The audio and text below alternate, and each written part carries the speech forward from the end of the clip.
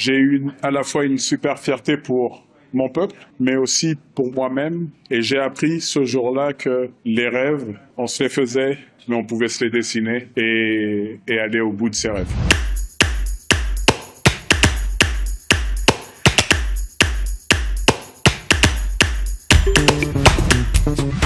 Je suis à Brazzaville.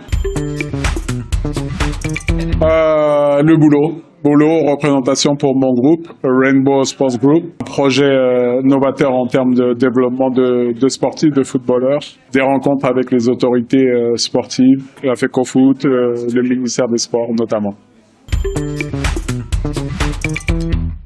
C'est une très belle chose. Moi, j'ai eu la chance d'envoyer mes enfants dans des écoles anglophones, notamment écoles américaines. J'ai vu certains de mes enfants être gradués dans ces institutions. Je connais la qualité de l'enseignement qu'il y a là-bas. Et quand je vois ces élèves s'exprimer, quand je vois combien sont fiers leurs professeurs, leurs parents, ça me rappelle quelques années dans un passé pas si lointain où j'avais aussi moi-même cette fierté parce que je sentais que c'était un superbe cadeau que d'offrir aux enfants une bonne éducation.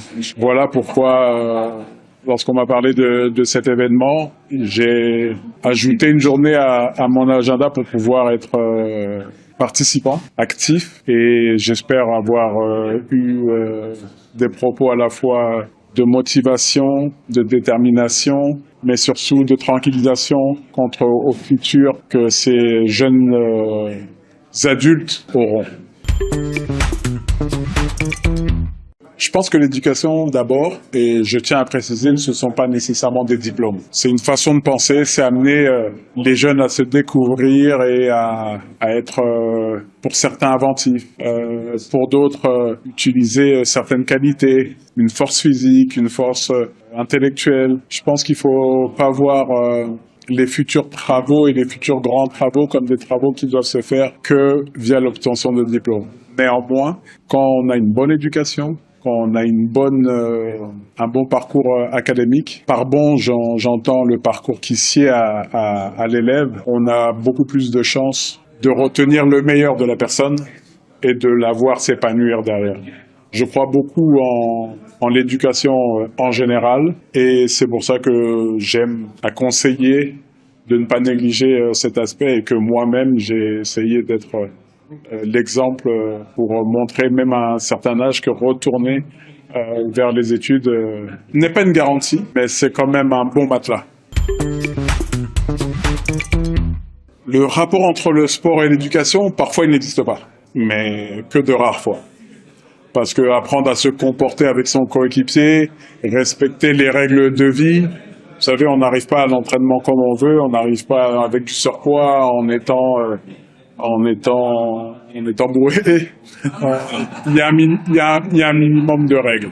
L'éducation, celle de la vie, celle de la famille, des parents, celle de l'école, éventuellement, peuvent être importantes, peuvent être même prépondérantes. Maintenant, comme chez le sportif, on va sortir les meilleures qualités. Chez n'importe quel humain, il faut chercher à retirer les meilleures qualités. Et je ne vois pas comment il ne peut pas y avoir un minimum d'éducation. Il ne faut pas nécessairement avoir bac plus 10 pour faire bien un sport, mais pour devenir une belle personne, l'éducation et l'éducation sont des armes.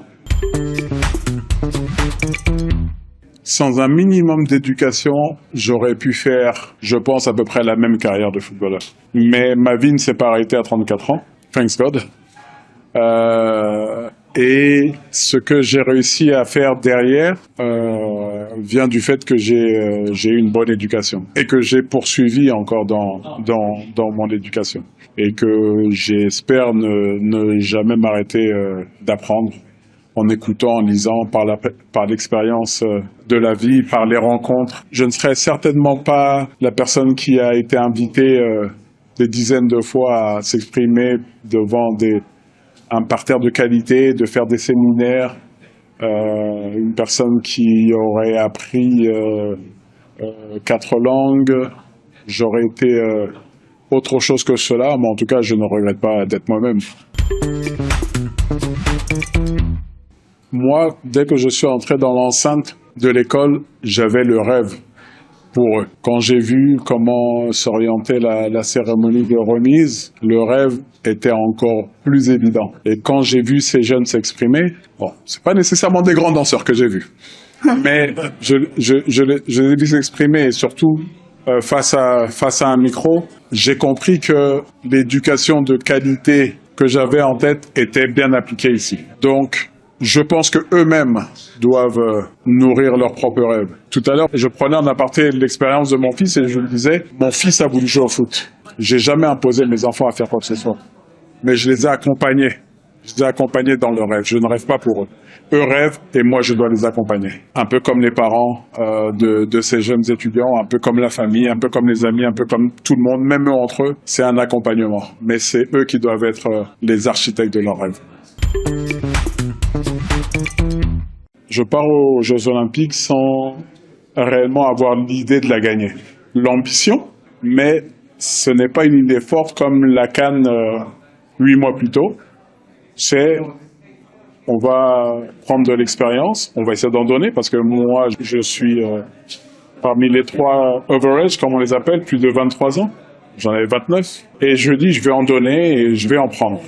Mais à tel point que je suis parti avec un tout nouvel appareil photo numérique, parce que dans mon idée, j'allais aller au village olympique, faire plein de photos, un peu de touristes, et j'allais rentrer avec plein de souvenirs. Résultat des courses, j'ai quasiment pas utilisé mon appareil photo alors que j'étais entre la demi-finale et la finale au village olympique, que j'ai rencontré plein d'athlètes, et que je me suis rendu compte que c'était une idée folle que de penser qu'on pouvait gagner les Jeux olympiques, mais c'était clairement la démonstration que, quoi qu'on fasse, il faut se projeter et il faut croire en soi. Résultat des courses, on a gagné les Jeux Olympiques et au moment d'entonner, de chanter, que dis-je, de crier l'hymne national, j'ai eu à la fois une super fierté pour mon peuple, mais aussi pour moi-même. Et j'ai appris ce jour-là que les rêves, on se les faisait, mais on pouvait se les dessiner et aller au bout de ses rêves.